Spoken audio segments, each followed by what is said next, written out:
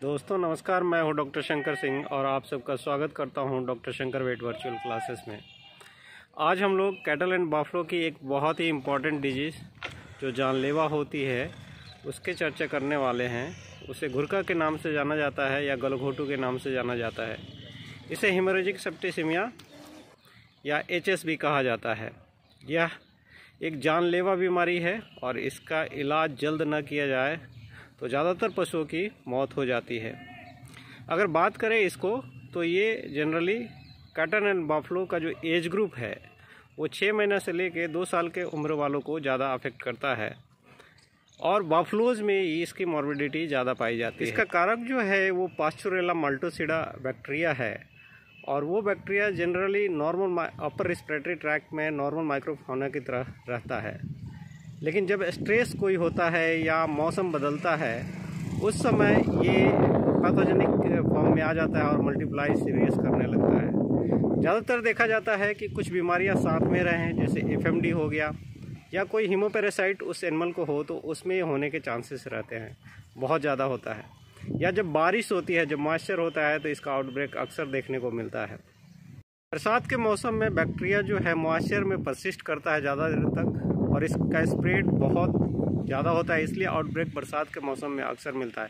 या मौसम चेंज होता है उस समय इसका असर आपको मिलेगा जब एनिमल में स्ट्रेस होगा। उसी तरह से अगर किसी भी तरह का जैसे ट्रांसपोर्ट हो या किसी तरह का भी स्ट्रेस अगर एनिमल में हो जाए तो उस समय ये प्रोलिफरेट करने लगता है और पैथोजेनिक फॉर्म में आ जाता है और बीमारी कर देता है। तो पास्चुरेला माल्टोसिडा जो सबसे पहले मल्टीप्लाई करेगा वो टॉन्सिल्स में या नाजोफेरिंग्स जो है उसमें मल्टीप्लाई करता है और वहाँ के लोकल एरिया में मल्टीप्लिकेशन के बाद वो सेप्टिसिमिक हो जाता है और वहाँ से स्प्रेड करके ब्लड में जाता है।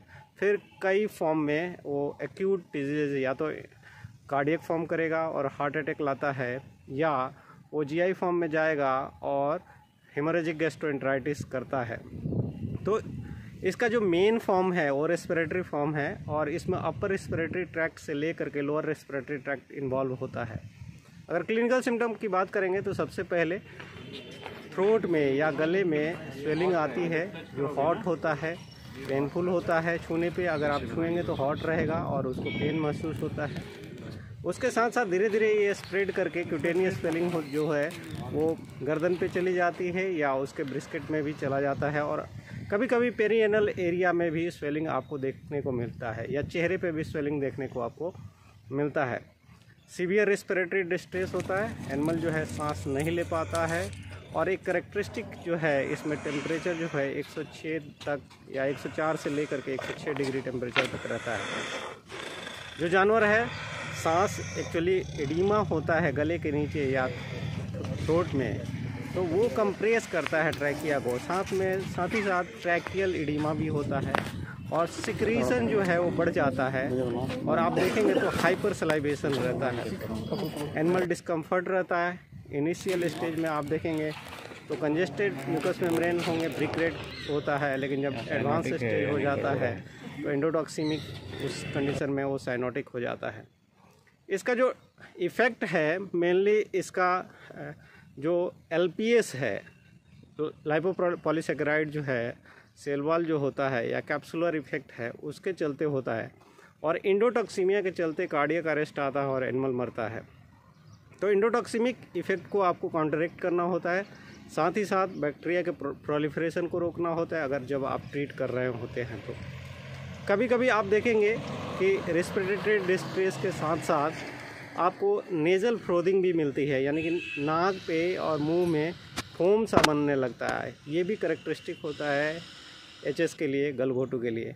तो अगर इस तरह के सिम्टम्स मिलते हैं तो जितना जल्द हो सके उतना जल्द आपको इलाज स्टार्ट कर देना चाहिए। इसमें अगर इलाज की बात करें तो एंटीबायोटिक मोस्ट इम्पॉर्टेंट है और एंटीबायोटिक तमाम तरह के रिकमेंडेड हैं, लेकिन आपको सिलेक्ट करना है कि आपके एरिया में कौन सा एंटीबायोटिक काम करता है। अगर एंटीबायोटिक की बात करें तो पेनिसिलिन, ऑक्सीटेट्रासाइक्लिन, टिमिक्लोसिलिन, इसी तरह से सेफ्टियोफर, जेंटामाइसिन, तमाम तरह के एंटीबायोटिक हैं, लेकिन मोस्ट ऑफ द एंटीबायोटिक कुछ एरिया में रेसिस्टेंट हो गए हैं।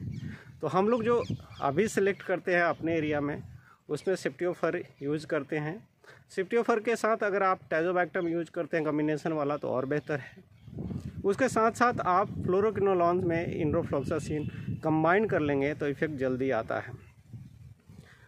इसके अलावे अगर आप चाहते हैं तो सेफ्ट्रैक्जोन टैजोबैक्टम भी यूज कर सकते हैं, या आप चाहते हैं तो सेफ्चोनोम भी यूज किया जा सकता है। इसमें डोज का इम्पोर्टेंट है, अंडर डोजिंग नहीं करना चाहिए। अगर आप अंडर डोजिंग करेंगे तो फेल्योर मिलता है। बेहतर ये होगा जो मेरा अपना प्रोटोकॉल है कि सेफ्ट्रैक्जोन टैजोबैक्टम के साथ फ्लोरोक्विनोलॉन स्पेशली इंडोफ्लोक्सासिन कंबाइन कर लीजिए और जितना जल्दी हो सके उतना जल्दी एंटीबायोटिक दे दें। तो एंटीबायोटिक अगर आपने दे दिया तो उससे बैक्टीरिया मरना है, और बैक्टीरिया मरेगा तो सेल वॉल रिलीज होगा तो थ्योरेटिकली LPS जब रिलीज होगा तो इंडोटॉक्सिमिक इफेक्ट बढ़ सकता है। तो उसको काउंटरएक्ट करने के लिए और जो जितने भी सिम्टम्स इसमें आते हैं, एक तो बैक्टीरियल टॉक्सिन्स हैं जो LPS है, और साथ ही साथ साइटोकाइन का ओवर प्रोडक्शन जो होता है उसके चलते आता है। तो साइटोकाइन जो इन्फ्लामेटरी साइटोकाइंस हैं, खास करके TNF अल्फ़ा की अगर हम लोग बात करें तो वो मेजर रोल प्लेयर है जनरली कार्डियक अरेस्ट में और इंडोटॉक्सिमिक शॉक के लिए। तो उसको आपको काउंटरएक्ट करना पड़ेगा। तो हम लोग क्या करते हैं कि एक तो आपको नेसाइड का सिलेक्शन करना होगा, और नेसाइड में जो देखा जाए तो बेस्ट है कि आप फ्लूनेक्सिन मैग्लेमिन का इस्तेमाल करें, और इसका इस्तेमाल 2.2 mg/kg/weight इंट्रावेनस रूट से करें तो जल्दी इसका इफ़ेक्ट मिलता है। साथ ही साथ आप चाहें तो एक्चुअली जो डेथ होना है, कार्डियक अरेस्ट होना है, हार्ट अटैक जो आना है वो एंडोटॉक्सिमिक शॉक से होना है, तो उसको काउंटरएक्ट करने के लिए आप चाहें तो कॉर्टिकोस्टेरॉइड यूज़ कर सकते हैं। ध्यान रखें कि कॉर्टिकोस्टेरॉइड में हमेशा ग्लूकोकॉर्टिकॉइड को प्रीफर करें, कभी भी मिनरलोकॉर्टिकॉइड जैसे आइसोफ्लुपेरिडोन आता है उसका इस्तेमाल ना करें। वो बचाने के बजाय मारता है, जो मेरा अपना एक्सपीरियंस है। तो इसलिए अगर आपको कॉर्टिकोस्टेरॉइड यूज़ करना है तो आप प्रेडनिसोलोन यूज़ कर सकते हैं, या आप चाहें तो डेक्सामेथासोन यूज़ कर सकते हैं। इसका डोजरेज रेट जो है वो इम्पॉर्टेंट है।